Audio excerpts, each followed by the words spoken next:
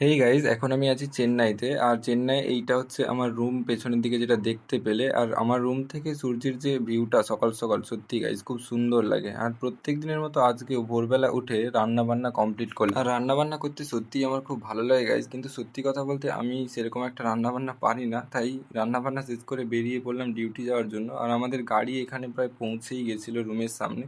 তো সবাই মিলে এখানে যাচ্ছিলাম ডিউটির উদ্দেশ্যে। আমরা আজকে মোট 5 জনের মতো গাড়িতে ছিলাম। আর রাস্তার ভিউটা খানিকটা এরকমভাবে ছিল। আর এখানে পাখির সারিটা দেখতে সত্যিই খুব ভালো লাগছিল।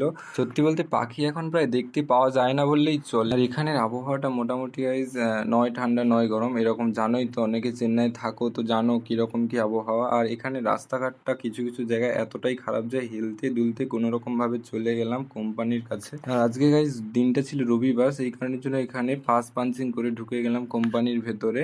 তারপর টিফিনটা খেয়ে বেরিয়ে পড়লাম ডিউটি যাওয়ার জন্য। আর গাইজ রবিবার দিনও আমাদের ডিউটি হয়, একদিনও ছুটি নেই। আজকে আমার ডিউটিটা ছিল এই জাহাজে গাইজ। তো আজকে রবিবার হওয়ার কারণে তেমন কোনো কাজকর্ম এই জাহাজটাতে হয়নি বললেই চলে। আর তারপর আমি দেখলাম একজন আরেকজনের সম্পত্তি নিয়ে টানাটানি করছে। গাইজ এটা কি হচ্ছে তোমরা একটু বলো।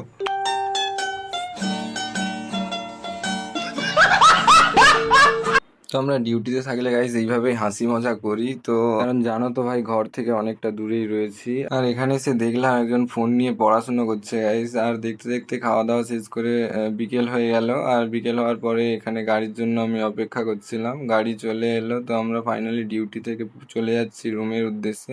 তো ততক্ষণের জন্য টাটা গাইজ।